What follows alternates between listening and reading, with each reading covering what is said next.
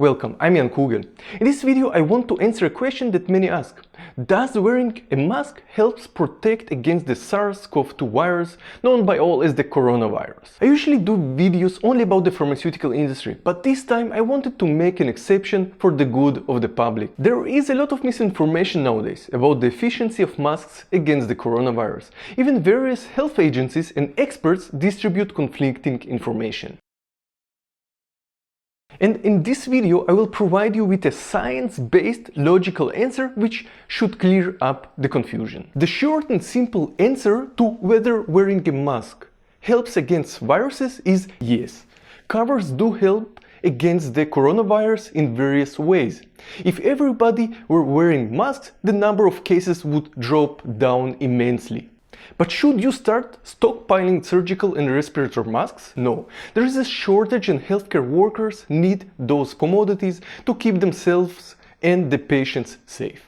I presume that this is the reason why some health agencies propagate against using masks. Yet there is an alternative, which if implemented by all would drastically help with holding off the virus. The solution is homemade masks. Even the American Centers for Disease Control and Prevention recommends those. Now, to reinforce my claim, let us talk about science for a moment. I want to show you once and for all that masks, even homemade ones, are effective against the virus. I will leave references so that you can follow up on this. Before we start, keep in mind that the size of the coronavirus ranges between 120 and 160 nanometers. But according to the World Health Organization, there is no evidence that the virus is airborne. Instead, it travels inside droplets or aerosols when people cough and sneeze. The size of the aerosols that follow coughing is between 350 to 10,000 nanometers. The ones that result from sneezing are even larger. That means that masks need to stop the aerosols, which are at least 3 times bigger than the virus itself. Now, let's start with an overview of the commercially available masks. So, the first and the most common mask that you see around is the surgical mask. This mask can stop at least 98% of particles that are bigger than 300 nanometers. Would it stop 350 nanometer aerosols? Yes, it would. The catch with this mask, however, is that by design it protects the patients from the doctor's aerosols. Thus, it lets air get in easily together with up to 80% aerosols. Now imagine that everybody who goes out would wear such a mask. Would it hinder infected people to spread the virus and stop the pandemic? Yes, it would. Now, let us talk about the other kind of typical masks out there. The respiratory masks, designated as FFP in Europe and KN in the USA. In contrast to the surgical mask, they stop particles from getting in the wearer's respiratory system. FFP1 is the weakest mask, but prevents more than 80% of particles that are bigger than 300 nanometers from penetrating it. FFP2 can stop more than 94% and FFP3 at least 99%. Nonetheless, those masks still can prevent only 30 to 80% of droplets from coming out from the wearer's side. So are those masks efficient against 350 nanometers aerosol droplets? Yes. Would they help stop the pandemic if everybody who went outside wore it? Yes.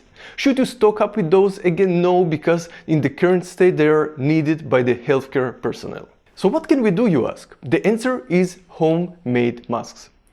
Are they efficient, you ask? Yes, they are.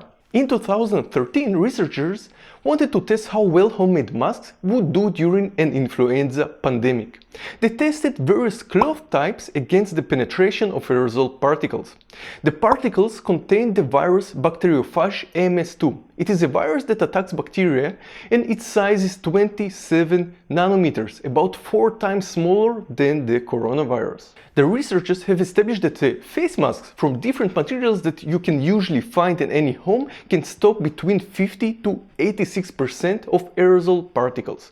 A cotton shirt did the worst with a 50% blockage rate, and a vacuum cleaner bag did the best, blocking 86% of the aerosol with the virus. The researchers also determined that when people cough while wearing a homemade mask, they release 79% fewer microorganisms to the air than people without a cover. So there you have it, homemade masks. They won't eliminate the risk of infection, but they would reduce the likelihood of it. Combined with good hygiene and social distancing, it could decrease your chances of getting infected or infecting others by a significant factor. Even the CDC advises to use homemade masks in public and also explains how to make, wear and wash them on their website. So by all means, make and wear them in public places.